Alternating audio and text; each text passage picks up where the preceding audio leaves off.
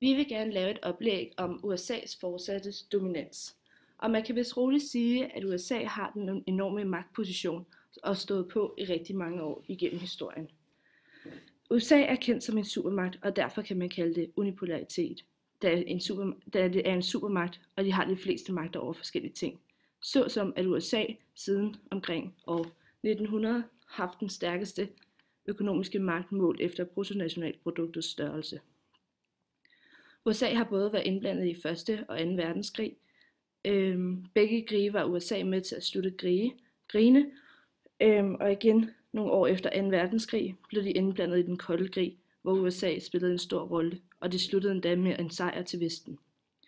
Det var her de store supermagter, altså Sovjetunionen og USA, kæmpede om herredømmet i verden. Som vi ved, sluttede det i 1989, og allerede i 1991 brød Sovjetunionen sammen, og derfor var USA tilbage med en supermagt. Det var så også her, at USA skulle udføre sin nye rolle som supermagt, og allerede i starten af 1990'erne var der en stor forventning af FN og andre internationale lande, at de skulle sikre fred, nu hvor verden ikke var delt op i øst og vest mere. Herefter var USA's dominans præget af den politiske, økonomiske og militæriske. USA har ud over dette været kendt for at skabe fred og indgå en masse fredsaftaler. På et tidspunkt skulle Irak ind i Kuwait for at drive irakerne tilbage til Irak. Og her gik USA ind i Kuwait for at drive irakerne ud igen, for at skabe verdensretfærdighed i USA's øjne. Man kan sige, at de er nogle slags politimænd, netop for at skabe fred og ikke mere splid mellem to lande. Da USA blev angrebet den 11. september 2001, var USA's dominerende rolle i verden stor, da hele verden kunne mærke konsekvenserne. Det var netop fordi, at de skulle lave krig mod terror, som blev præget af George Bush, som havde præsidentposten fra 2001 til 2009. Denne krig blev påbegyndt med militær invasion i Afghanistan en måned efter angrebet. Og selv 9 år efter, hvor de fleste NATO-lande er inddraget, er det ikke sluttet endnu. Hvis man bare kigger Danmark som samfund, er der ca. 30 soldater, som er blevet dræbt, hvilket er det største tal siden 2. verdenskrig. Som sagt har USA's rolle også en stor betydning på det økonomiske, selvom der er sket en kraftig vækst i mange lande.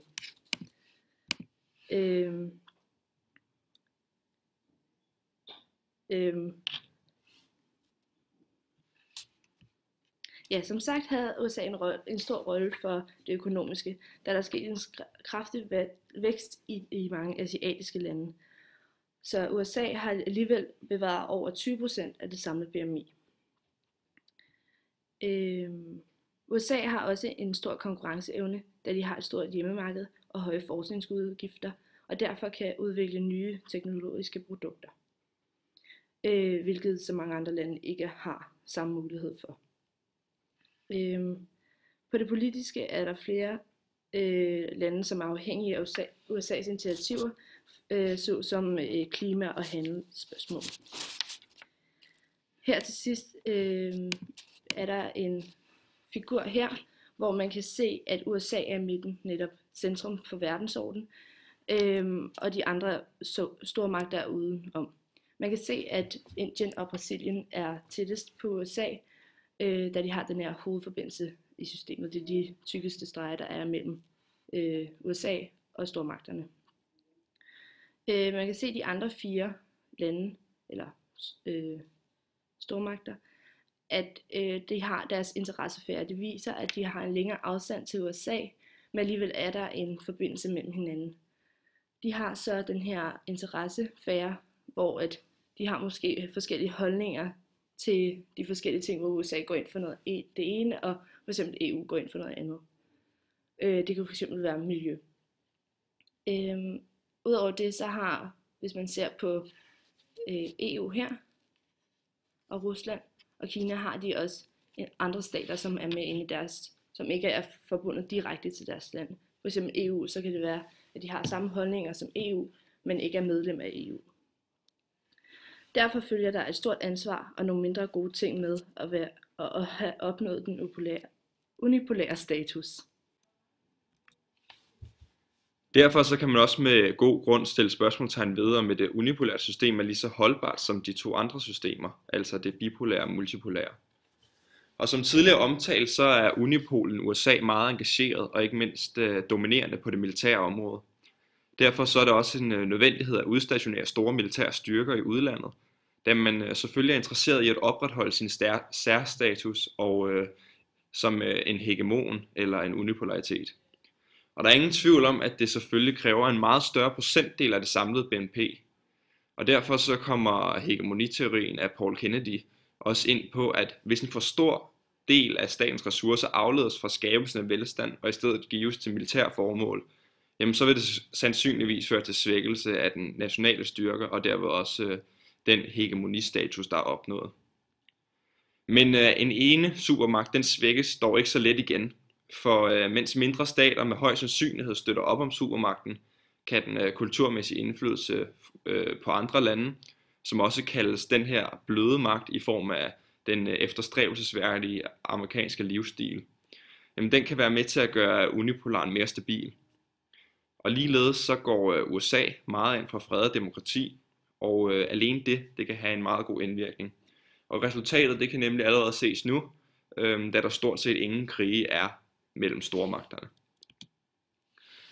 Derfor så kan man også med rette spørge, om vi ikke burde være tilfredse med en verden, hvor USA de sidder på magten. USA's status som en hegemon åbner nemlig også op for en slags orden og stabilitet på amerikanske betingelser, der også kaldes Pax Americana. Og i det internationale samfund, der er det ikke helt let at opretholde den her orden, da der som udgangspunkt hersker en form for anarki, altså hvor der er et vist fravær af styrende principper som fælles standarder og mål. Og derfor så kan man også kigge på 3 områder, der alle omhandler måder, hvorpå en orden og stabilitet kan opnås. Og hvis vi kigger lidt nærmere på figuren her, så kan vi se, at den første måde, hvis vi kigger op i toppen her, det går ud på at kopiere det nationale samfund, hvor der hovedsageligt hersker mere orden, da borgerne de er ligestillet og underlagt en suveræn regering. Samtidig så indeholder sanktionssystemerne stærke magtmidler til netop at sikre, at nogle givne normer og regler så vidt muligt overholdes. Og her ser vi for eksempel FN, som der også er fremhævet, som værende en organisation, der stræber efter et sådan samfund internationalt. Imidlertid så består den anden måde, hvis vi kigger hernede i venstre hjørne, i at sikre en magtbalance. Og sådan en form for magtbalance, det så man blandt andet under den kolde krig, hvor man sikrede en terrorbalance mellem landene. Og den tredje og sidste måned, nede i højre hjørne, det er den måde, vi ser i dag, og det er nemlig hegemoniet i form af et amerikansk overherredømme. Og med denne måde, så formår USA at blive en udøvende magt, der på en måde virker som en slags verdenspolitibetjent. Og den her måde, den kaldes derfor også for Pax Americana, da det som sagt var orden og stabilitet på amerikanske betingelser. Det er derfor også umiddelbart svært at sige, hvilken måde der vil være den bedste. For magtbalance, det er jo altid godt, men hvor stabilt det i virkeligheden er, kan være op til diskussion. Og på grund af det internationale samfunds herskende anarki, så vil magterne konstant forsøge at udkonkurrere hinanden. Og derfor så kan der opstå alt andet end fred. Men alligevel så siges det, at hegemoniet det kan neutralisere det her, da den vil være den klart førende internationalt. Men hvorvidt det så er betryggende altid at følge den her førende magt, det er et helt andet spørgsmål, som endnu engang kan være op til diskussion. Når vi snakker om USA som en supermagt, så vil vi gerne snakke om, hvilken magtdominans den har på nyere tid, altså USA som supermagt. Og som sagt, så er USA en supermagt, og det betyder, at den har en meget stor indflydelse på, hvad der sker ude i verden, og derfor kan den også bestemme, hvordan de vil administrere den indflydelse, de har på verden. De kan så gøre det ved at være i baggrunden, eller være engageret i forskellige handlinger ude i verden. De kan vælge at bruge hårde midler eller bløde midler. Det vil sige, at de hårde midler, det er militær magt eller midler, og det bløde, det er diplomatiske midler.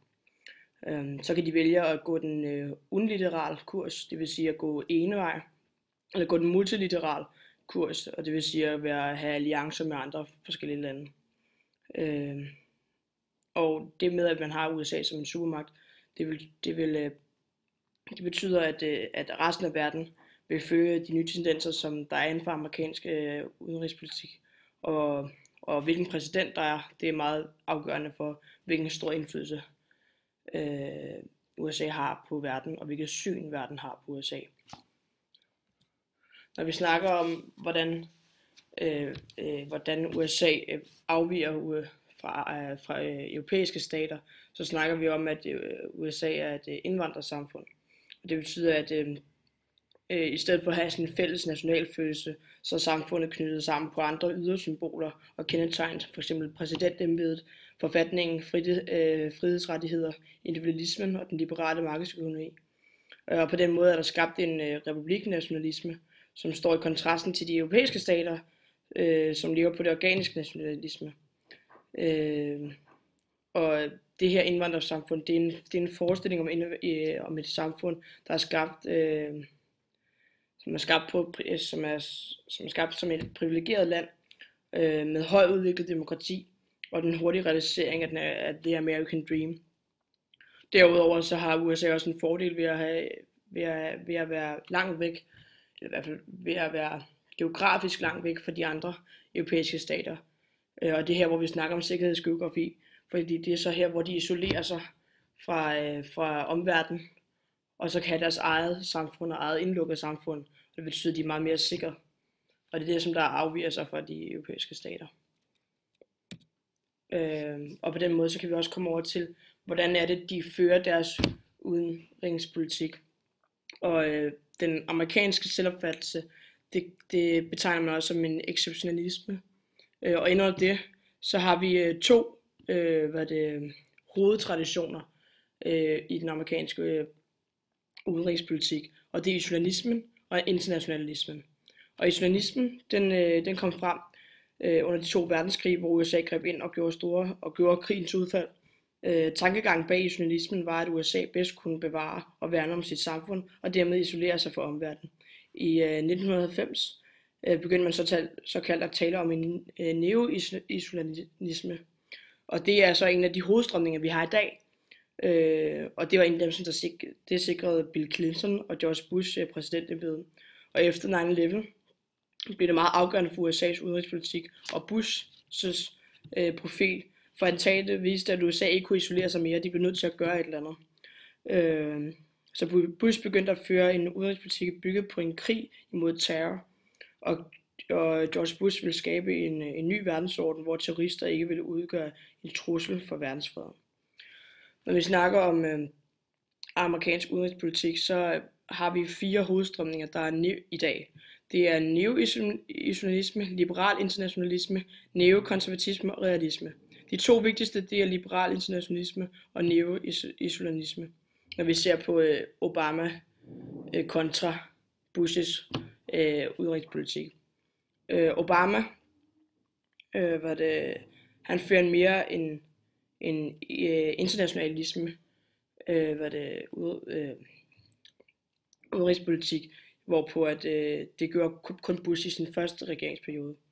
Internationalisme, det er, hvor at, det har et udgangspunkt, hvor man gerne vil udbrede deres nationale principper med resten af verden, og det er også det, som USA gør. Og de ønsker at omskabe verden i USA's billede. Det så man for eksempel under den kolde krig, hvor USA kom mere og mere til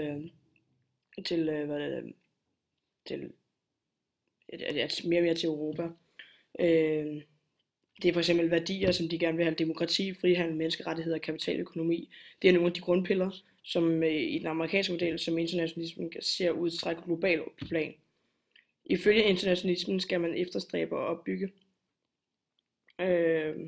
effektive og stabile koalitioner, og derved at handle i samarbejde med andre lande. Det vil sige gå diplomatiske vej. Den vej, som Obama gerne vil gå. Selve internationalismen dominerer også George Bush i første periode, som sagt, men hovedsageligt baserer hans udenrigs på unilateralisme.